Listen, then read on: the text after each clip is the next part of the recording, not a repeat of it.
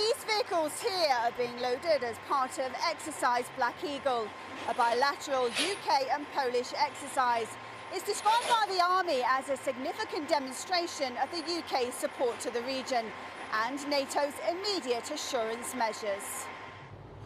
Just last week, the King's Royal Hussars' main battle tank, the Challenger 2, began its journey. KRH is the lead armoured battle group, and during the exercise will form the UK's biggest armoured deployment in Eastern Europe since 2008. We're looking at deploying 30 guys to Mönchengladbach in the middle of October, where they'll be taking over the 11 tanks which have been in storage there since the middle of the Iraq War.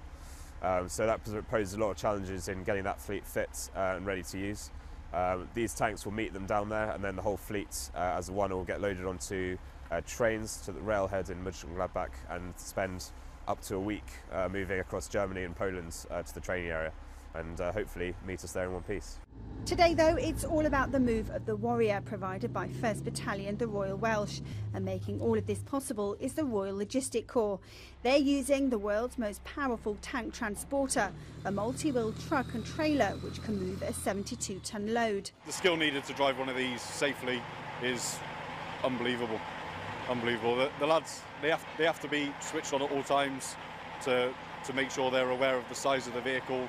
They also have to drive for the other people on the road, because not everyone knows that the steering at the back of the trailer is going to turn out when they go around corners.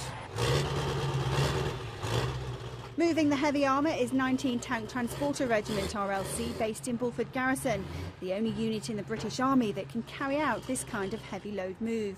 It is a big task, and the guys have worked extremely hard. It is, it can be pressure towards the guys because there's not that many guys compared to how much kit there is. So to man the trucks, everything else, they're working immensely hard. And it looks actually quite dangerous as well.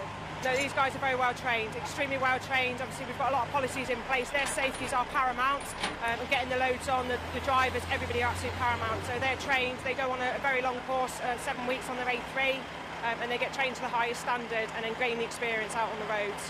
And what strikes me about the whole of this is it would not be possible without the expertise.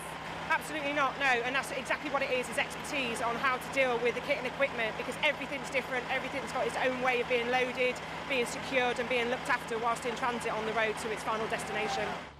There's still some way to go, though, to get the Army's heavy metal to their end location. The next step, the military port of Marchwood in Hampshire, where they'll cross the water to make their way into Poland. Shirley Swain, Forces News, Tidworth in Wiltshire.